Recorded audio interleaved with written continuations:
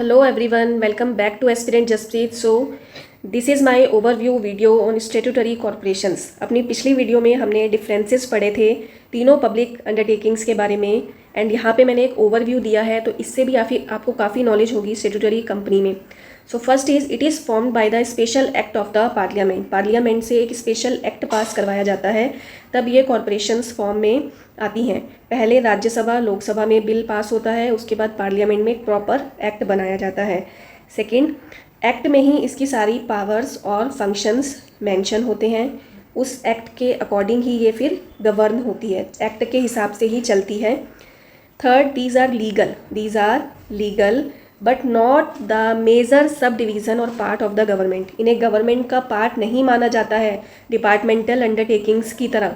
Departmental undertakings government का ही एक हिस्सा होती हैं, बट स्टेटूटरी कॉरपोरेशंस को गवर्नमेंट एक पावर दे देती है, एक इंफ्रास्ट्रक्चर प्रोवाइड कर देती है कि अब आप अपनी मर्जी से काम कर लीजिए. बट एक लिमिट सेट होती है, देयर इज़ अ लिमिट. अगर उस लिमिट को क्रॉस किया जाए तो वहाँ पे फिर गवर्नमेंट पूरा इन्वॉल्व कर सकती है.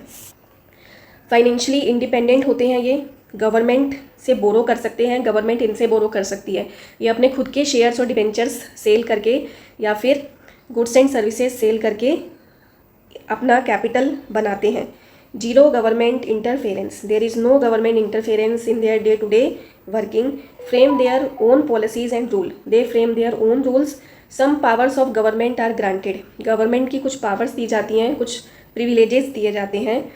Eighth, then they function as a autonomous unit. Government इन्हें एक पावर दे देती है, उसके बाद ये ऑटोनोमस सेपरेट यूनिट की तरह फंक्शन करते हैं, different from the government. Government और ये सेपरेट हैं, एक ऑटोनोमस बॉडी है, ऑटोनोमस, इसके पास पावर है. Example RBI, SBI, LIC and Unit Trust of India etcetera. Some more examples can be there. Operations are done in a flexible manner because आपको कोई कहने वाला नहीं है. Zero government interference is there, but some advisers are appointed by government. Some advisers, government यहाँ पे कुछ अपने एडवाइजर्स अपॉइंट करके रखती है, so they do not cross the limit. Statutory corporations अपनी लिमिट क्रॉस ना करें.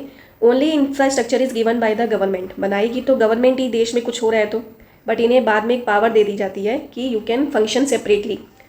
सो RBI खुद के रूल्स हैं, पॉलिसीज़ हैं, खुद के एक्सपर्ट्स हैं, एम्प्लॉयज़ हैं, and zero interference by the government up to a certain limit. But practically no flexibility is there. A certain limit is fixed by the government to work. Corruption is there. Government advisors are appointed. So need to ask government. इन्हें government को हर समय पूछना पड़ता है, जहाँ पे काफ़ी सारी कॉस्टिंग इन्वॉल्व होती है जिन प्रोजेक्ट्स में या फिर बड़े बड़े फैसलों के लिए. बट फिर भी गवर्नमेंट ने काफ़ी इन्हें पावर दे रखी है ताकि ये अपने आप फंक्शन कर पाए.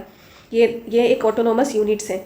आई hope now this is clear. इतना डिफरेंस क्लियर होगा डिपार्टमेंटल अंडरटेकिंग्स और स्टैट्यूटरी कंपनीज को समझने के लिए. So in the next video we will see the overview of departmental undertakings and government companies. So stay tuned.